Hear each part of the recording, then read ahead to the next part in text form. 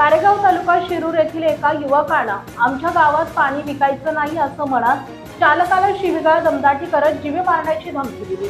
इतकेच नाही तर या तरुणाची थेट पिण्याच्या पाण्याच्या वाहतुकीची गाडी पेटवून दिल्याची धक्कादायक घटना समोर आली आहे। या प्रकरणी रांजणगाव एमआयडीसी पोलीस स्टेशन येथे तेजस शितोळे याच्या विरुद्ध गुन्हा दाखल करण्यात आला आहे। कारेगाव तालुका शिरूर येथे राहुल पाचंगे यांच्या पाण्याच्या वाहनावरील चालक अंकुश पवार पिण्याचे पाणी विक्रीसाठी आलेले असताना तेजस शितोळे यानं सदर चालकाला अडवून तू कारेगाव मध्ये पाणी विक्री करायचं नाही असं मी कारेगावचा भाई आहे असं म्हणून शिवीगाळ दमदाटी करत हाताने मारहाण करून जीवे मारण्याची धमकी दिली। दरम्यान मी काय आहे हे दाखवून देतो असं म्हणत थेट अंकुश पवार यांच्या ताब्यातील MH12 SH 2306 ही पाण्याची गाडी पेटवून दिली।